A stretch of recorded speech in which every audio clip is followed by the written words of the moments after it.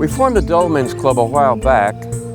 We got tired of reading and hearing so much about people always trying to get a fancier car, a bigger house, travel to more exotic places and come home and tell everybody. They go to Las Vegas and come back and say, hey, I heard Neil Diamond.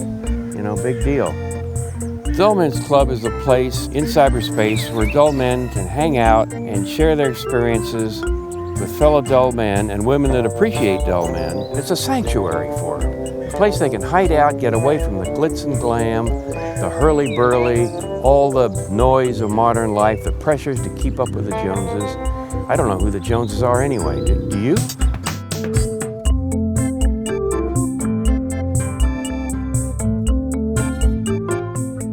We regard ourselves as dull, but not boring.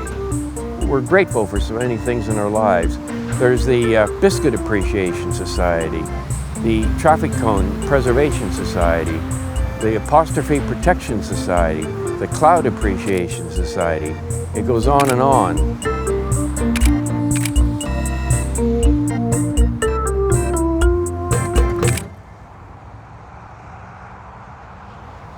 The minute I rolled up to this roundabout, I was tingling all over at the beauty of it.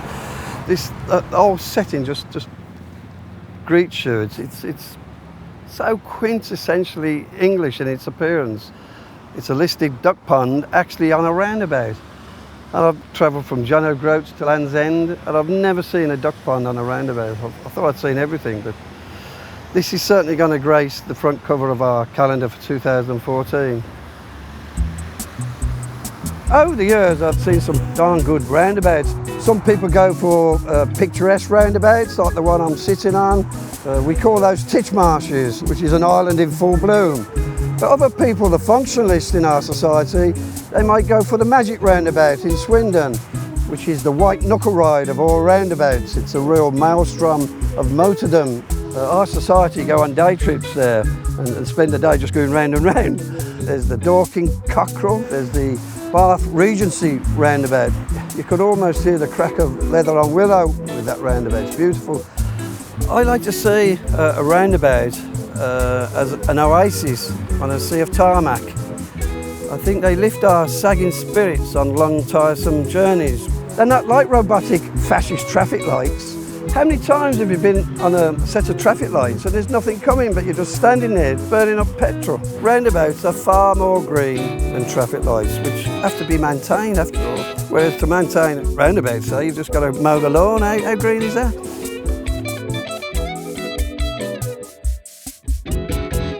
We find there's a lot of joy in just sitting on a park bench, for example, like here in this beautiful park right in the middle of London, to take my time. Time is what keeps everything from happening all at once. But you know, Cleveland Square is not really a square. It's actually a trapezoid. A lot of the squares in London are not squares. Sloane Square is a rectangle.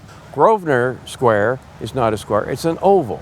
I think there really should be a renaming of these squares in London. We have a Dull Men of the Year listing every year, and one of the nominees last year was a retired postman living in Malvern in Worcestershire. Wonderful box, absolutely love it. 160 years old, but a rubbish plate, and when it was put on crooked. I like this spot, enjoy it, very quiet.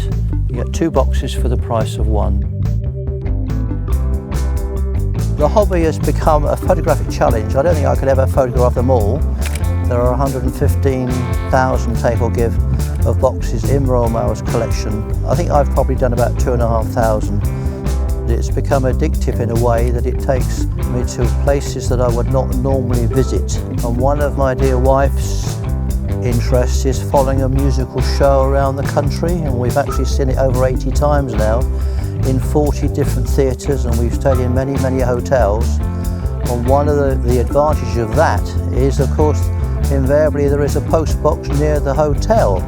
And they come in all shapes and sizes. In Stoke some years ago, 3 boxes right outside the front door. Brilliant. One of the benefits of joining the Letterbox study group is access and use of their database. And with the help of my son, I have been able to get those references into my GPS unit. and we've set it that it will give me an alarm, a little ding-a-ling warning when I approach a post box. I never leave home, or rarely leave home without it. I would try and hunt out the grade A's and the grade B's and try and find them. One can go walking around the side streets in towns and villages, and you meet with different people, new people. They're curious as to what one is doing. Sometimes one can get some hoots and laughs from passing vehicles.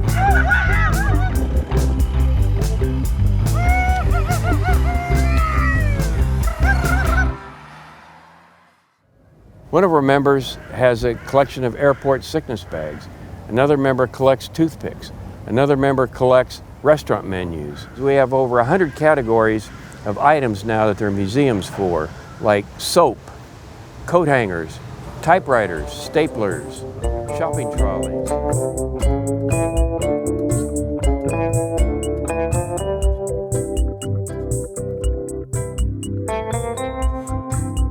Like all collecting, you've got the dealers, you've got the people who collect for monetary advancement, but there are quite a few of us who are quite dedicated milk bottle collectors who collect them for their own sake.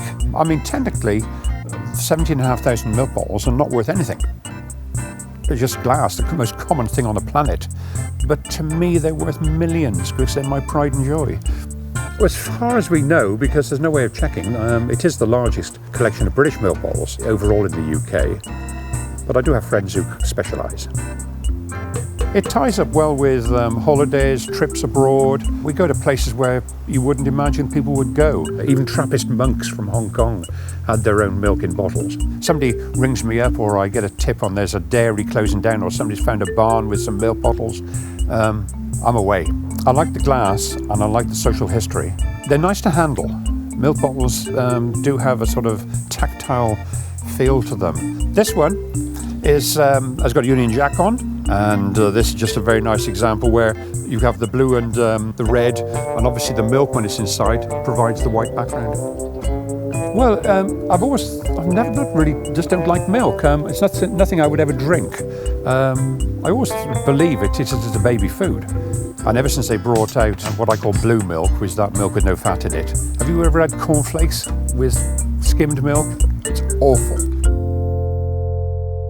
Topics we talk about when dull men get together, of course, are airport luggage carousels. We started making notes whether they go clockwise or counterclockwise.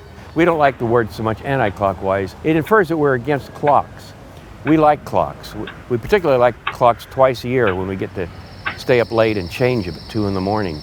But anyway, the predominant way is counterclockwise, not clockwise. And the engineer from Gatwick Airport explained to us why. It's because most people are right-handed, and you got better leverage to pick up your bag off the rack if it's coming from your left than clockwise from your right.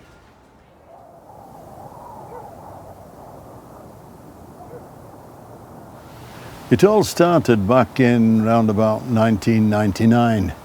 I worked for 16 years at Rothwell Colliery, just south of Leeds. All the buildings had been demolished. It was a derelict site.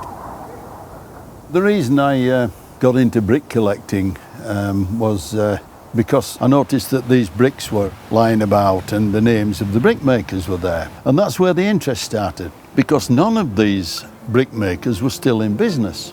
I thought really that it was part of our industrial heritage that's gone by the board. So anyway, when I got them home, by this time I'd picked up maybe about 40 different bricks with different makers, names on. Didn't know what to do with them, so I eventually finished up putting a path down and building a small wall here with the name showing. And it became a bit of an obsession. So every time we go out now, 9 times out of 10 I would come back with a brick and it would add to the collection. Any hedgerow, you'd be surprised where they are. They're all over the place. And nobody wants them, except us.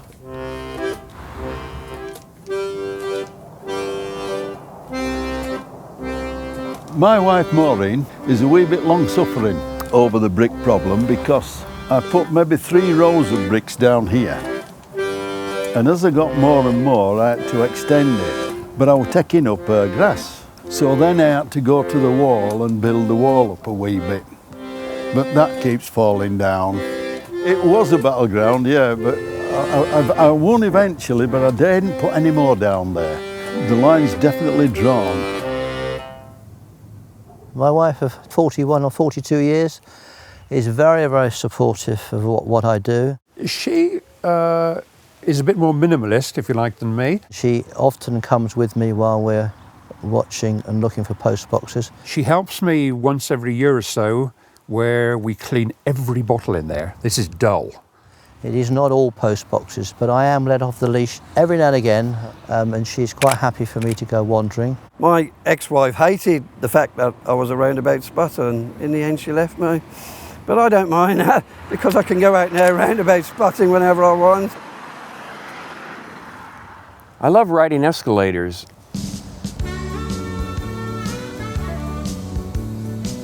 A long ride is enjoyable. You can stand there and relax and not be anxious about getting off for a while.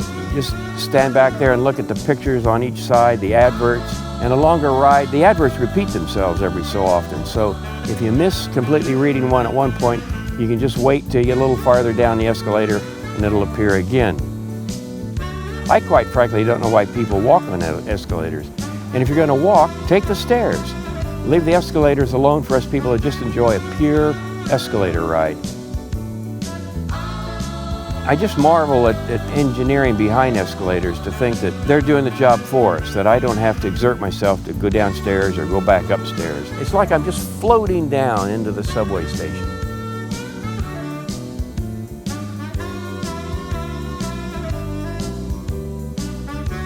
If somebody were to say I were dull, I take it as a compliment, actually. You can call me dull if you like. I feel there's no such thing as an uninteresting roundabout. Even the humble PMT, stroke of genius it was. But we don't like driving over those things. You should navigate accordingly and go round them. And if it does look artistic, I suppose it does really, doesn't it? Tracy Hemming could make something out of them. Do you think? All right, mate. This is one of the fellow roundabout spotters here. He's actually made love on a roundabout, haven't you? He's what we call a bonking bouter.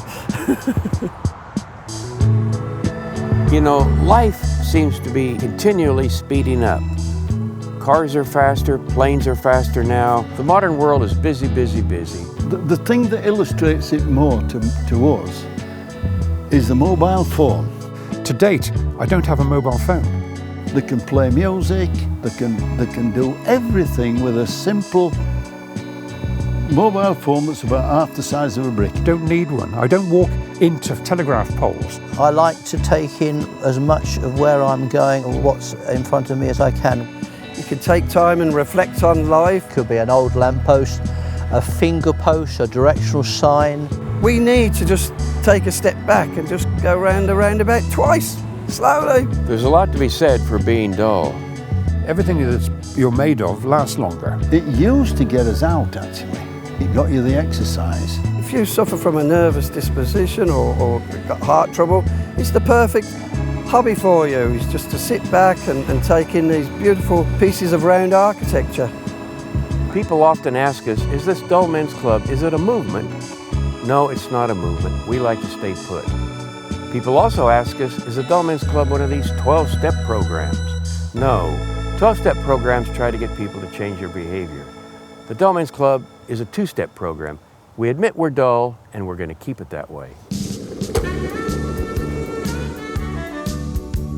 Yeah, I'm the type of guy who likes to stay at home. I'm always in one place, and that's my front room. And when I find myself nodding off a bit, I get myself to bed, because that's a sensible thing to do. I'm not the wanderer. I don't like wandering. I don't know why though. Yes, I'm the wanderer.